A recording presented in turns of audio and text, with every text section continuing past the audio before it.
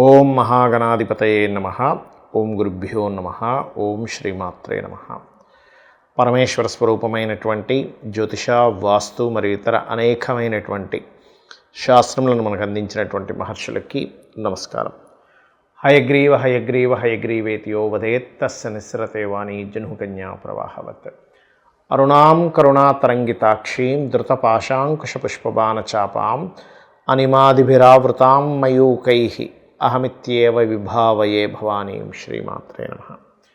ప్రేక్షకులకి ఆ లలితాంబిక అమ్మవారి యొక్క అనుగ్రహం పరిపూర్ణంగా కలగాలని మనస్ఫూర్తిగా కోరుకుంటూ మనం ఈరోజు గురువు యొక్క మార్పు, మనకి మేజర్ ప్లానెట్స్ అయినటువంటి రాహు కానీ, కేతువు కానీ, గురువు కానీ, శని కానీ మారినప్పుడు మేజర్ చేంజెస్ జరుగుతూ ఉంటాయి. ఆ రకంగా మే 15వ తేదీ నుంచి గురువు వృషభ రాశి నుంచి మిథున రాశిలోకి మారుతున్నాడు.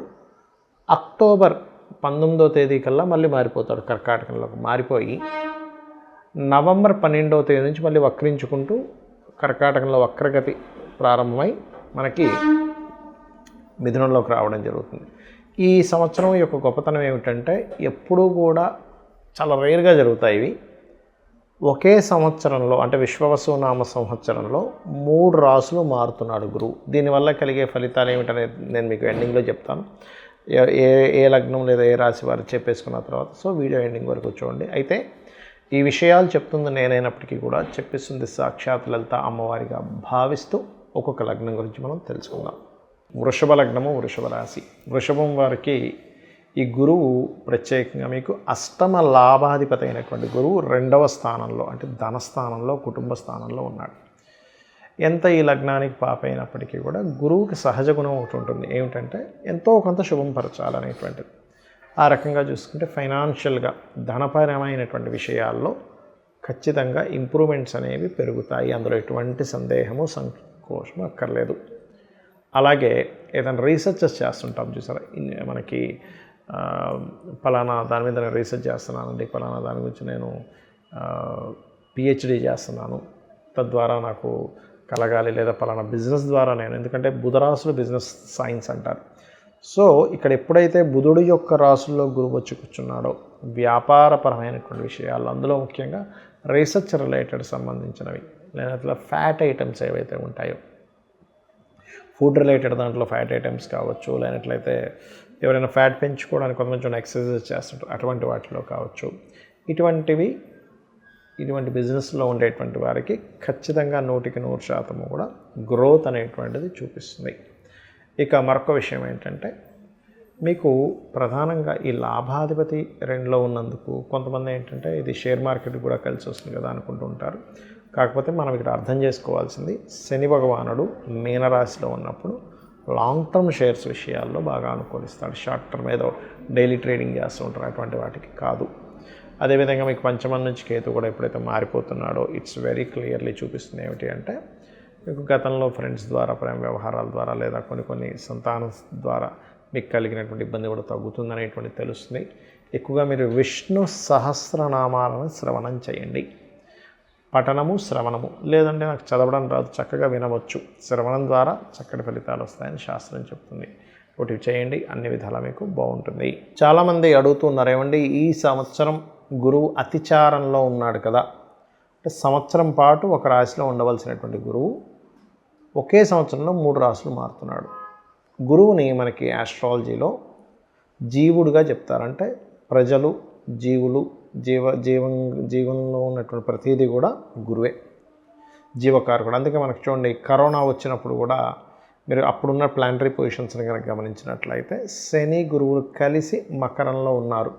జీవకారకుడైన గురువు నీచబడి శనితో కలిసి ఉండడం వల్ల దానికి ప్రామాణికమైన ఒక శ్లోకం కూడా మనం అప్పట్లో చెప్పుకున్నాము, ఎందుకు ఇటువంటి విపత్తులు వచ్చాయనేది. అయితే మరి ఈసారి అలాంటి రోగాలు ఏమైనా వస్తాయా అంటే రోగం అనేటువంటిది రాదు అనేటువంటిది మనం ఆల్రెడీ 40 రోజుల క్రితమే చెప్పుకున్నాం, ఇది విశ్వవసునామ సంవత్సరం ప్రారంభంలోనే. కాకపోతే యుద్ధాలు లాంటివి వస్తాయి, కొంచెం జల సంబంధించిన యుద్ధాలు ఎక్కువగా వస్తాయి అని చెప్పుకున్నాం. అయితే ఈ జల సంబంధించిన యుద్ధాలతో పాటు జల రాసుల్లో ఈ కుజుడు, శని ఉన్నారు కాబట్టి జలంలో ఉండేటువంటి కొన్ని జీవరాశులకి చాలా ఇబ్బంది కలగనుంది.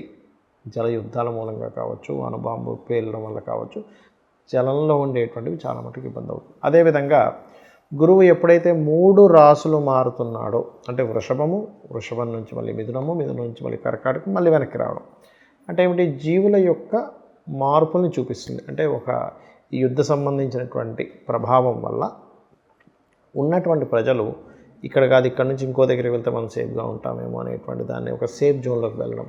అలా కాదని కొంత సముద్ర తీర ప్రాంతాల వైపు ఉండేటువంటి వారు, ముఖ్యంగా మనకి పాకిస్తాన్కి సరిహద్దుల్లో ఉండేటువంటి వారు, ఢిల్లీ లాంటి ప్రాంతాల్లో ఉండేటువంటి వారు, లేదా ఇటువైపు అంటే మన ఇండియాకి ఇరువైపులా ఉండేటువంటి తూర్పు పడమర వైపుల్లో ఉండేటువంటి సముద్ర తీర ప్రాంతం అంటే వైజాగ్, లేనట్లయితే వెస్ట్ బెంగాల్ కావచ్చు, అదేవిధంగా మనకి ఒరిస్సా కావచ్చు, ఇటువైపు రాజస్థాన్, ఇటువైపు ఉండేటువంటి వారు కాస్త పరుగులు తీయాల్సిన పరిస్థితి వస్తుంది అనేటువంటి చూపిస్తుంది. అంటే వాళ్ళ సేఫ్ కోసం, ఇదేదో ఎవరినో భయపెట్టడానికి కాదు, గుర్తుపెట్టుకోండి. ఇదంతా ఎందుకు చెప్తున్నానంటే జూపిటర్ ఇలా 3 రాసులు మారినప్పుడు అయితే మన దేశం కంటే కూడా ఇతర దేశాల వాళ్ళకి చాలా ఎక్కువగా ఉంటుంది ఇబ్బంది. అంటే పాకిస్తాన్ మన శత్రు దేశానికి చాలా ప్రమాదం కానివ్వండి, చాలా ఇబ్బందికరమైన వాతావరణం అనేటువంటిది వాళ్ళు చూస్తారు.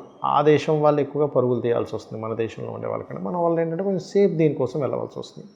అటువంటి పరిస్థితి నెలకొననుంది అనేటువంటిది మనం ఒక 45 రోజుల క్రితమే పాత వీడియోలో కనుక చూసుకుంటే ఈ జల సంబంధించిన యుద్ధాలు వస్తాయి, జలరాశిలో కుజుడున్నాడు అనేది చెప్పుకున్నాం. అప్పటికి ఇంకా అసలు విశ్వవసునామ సంవత్సరం కూడా ప్రారంభం కాలేదు.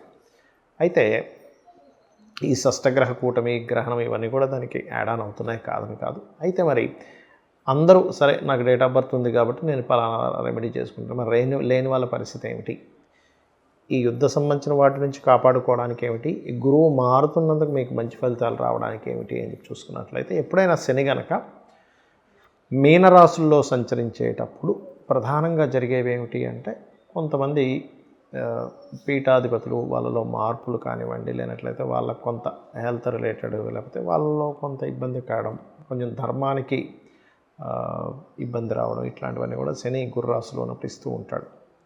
అయితే ఇక్కడ ప్రతి ఒక్కరు కూడా చేసుకోవాల్సిన రెమెడీ ఏమిటి శని మీన రాశిలో ఉన్నందుకంటే, దక్షిణామూర్తి యొక్క స్తోత్రము, కాలభైరవుడి యొక్క అష్టోత్తరము ఎక్కువగా చేసుకుంటూ ఉండాలి. కాలభైరవ స్తోత్రం మనందరం వినే ఉంటాం, దాన్ని విన్నా సరిపోతుంది. ఏమంటే నాకు నోటికి రాదండి అని బాధపడుతూ ఉంటారు చాలామంది. చక్కగా మీరు ప్రశాంతంగా మీరు విన్నారంటే కాలభైరవ అష్టకము, కాలభైరవుడు ఈ కాలంలో జరిగేటువంటి ఏవైతే విపత్తులు ఉంటాయో ఆ విపత్తుల నుంచి మిమ్మల్ని కాపాడడం జరుగుతుంది, గుర్తుపెట్టుకోండి.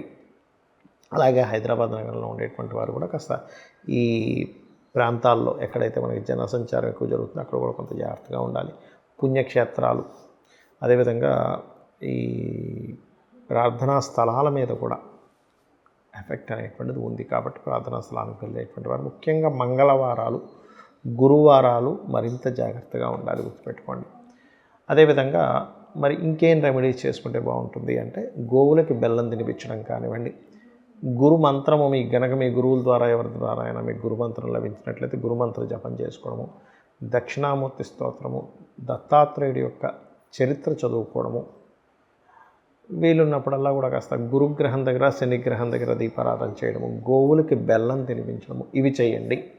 ఖచ్చితంగా మీరు మీ యొక్క కుటుంబము సేఫ్గా ఉంటుంది. మనందరము కూడా ఆ యొక్క అమ్మవారి అనుగ్రహంతో సురక్షితంగా ఉండాలని మనస్ఫూర్తిగా కోరుకుంటూ శ్రీమాత్రే నమః.